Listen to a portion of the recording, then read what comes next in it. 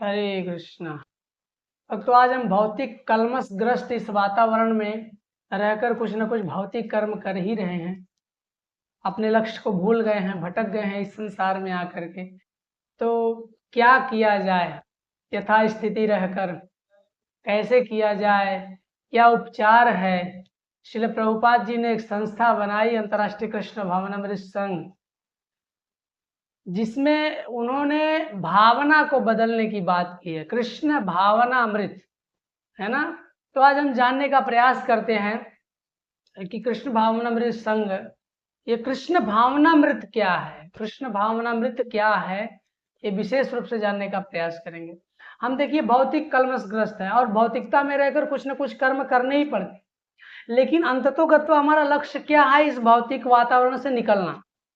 कैसे न कैसे करके हमको इस भौतिक वातावरण से बाहर निकलना ही पड़ेगा, बिना निकले कल्याण नहीं है ना। तो भगवान श्रीमद् भगवत गीता में अध्याय 4 श्लोक संख्या 24 में इस उपलक्षण में क्या बता रहे हैं।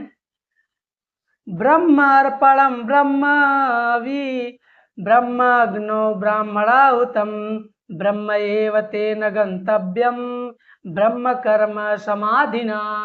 भगवान बताते हैं जो व्यक्ति कृष्ण भावनामृत में पूर्णतया लीन रहता है, उसे अपने आध्यात्मिक कर्मों में योगदान के कारण अवश्य ही भगवत धाम की प्राप्ति होती है, क्योंकि उसमें हवन आध्यात्मिक होता है और हवि भी आध्यात्मिक होता है।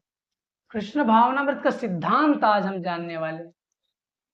क्या बता रहे हैं भगवान, जो व्यक्ति कृष्ण भावनामृत में पूर्णतया लीन होता है और वो कृष्ण भावनामृत में थोड़ा थोड़ा कर्म करके जो आध्यात्मिक उन्नति करता है, उससे निश्चित उसका भगवत धाम प्राप्त होना ही है।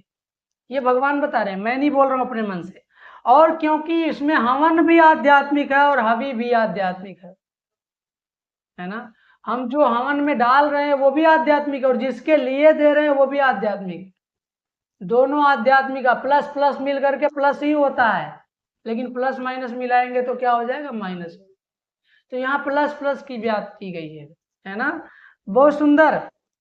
जैसे आप लोग जानते होंगे कि दूध, है ना, दूध किसी का तबीयत खराब है, उसको दूध दिया जाए तो पेट खराब हो सकता है और भी दिक्कत हो सकती है।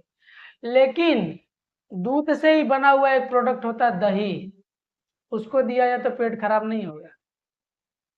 इसका कहने का आशय क्या है, हमें इस भौतिकता वाले वातावरण से निकलना है, अर्थात हम बीमार हैं, तबीयत तो खराब है, लेकिन भौतिक कर्म करेंगे तो और तबीयत खराब होगी और बढ़ता जाएगा और भी रोग कलह बढ़ता जाएगा। लेकिन उसी परिस्थिति में रहकर दूध को दही बना दिया जाए, अपने कर्म को कृष्ण भावनामृत से कनेक्ट कर दिया जाए, तो तबीयत खराब होने वाली नौबत नहीं आएगी। हमारा कर्म कृष्ण के लिए हो जाएगा और हम प्रत्येक कर्म कृष्ण को करते, समर्पित करते हुए अपने जीवन का उद्धार कर सकते हैं।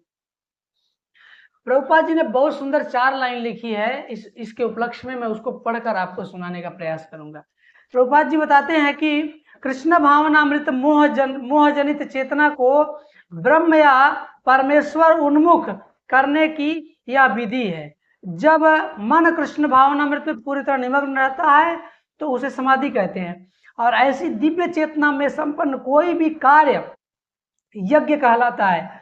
आध्यात्मिक चेतना की ऐसी स्थिति में योगदान करता, योगदान, उपभोग, यज्ञ करता तथा अंतिम फल, यह सब परमेश्वर में, पर ब्रह्म में एकाकार हो जाता है। यही कृष्ण भावनामृत की विधि है। कितना सरल और कितना सुंदर शब्द में श्रील प्रभुपाद जी बताते हैं हमें कि कृष्ण भावनामृत क्या है, मोह जनित चेतना से निकलकर परमेश्वर के तरफ मोड़ने की ये विधि कृष्ण भावनामृत। हम मोहित हैं, कलमशग्रस्त वास्तव इस मोह में फंसे हुए हैं, लेकिन यहां से निकलना कृष्ण भावनामृत है। उसी स्थिति में अपनी चेतना को कृष्ण में लगाना है, उसी स्थिति में अपना भौतिक कार्य करते करते कृष्ण में अपनी चेतना को लगाना है। ये कृष्ण भावनामृत, और सब कर सकते हैं, है ना। और ये अमृत जब आपकी भावना में घुल जाएगा, जीवन सफल, जीवन का लक्ष्य, अंतिम गंतव्य प्राप्त निश्चित ध्रुव हो जाएगा। ऐसा भगवान स्वयं इस श्लोक में बोलते हैं। तो हमें क्या करना है, भगवान जो बताए वो करना है, इसमें हमारी भलाई है, नहीं तो दंड निश्चित। दंड क्या होगा, पुनरपि जननम पुनरपि मरणम जननी जठरे पुनरपि शयनम। बार बार इस जन्म मृत्यु जरा व्याधि में फंसकर चक्कर काटना पड़ेगा, भगवान मिलेंगे। हरे कृष्ण।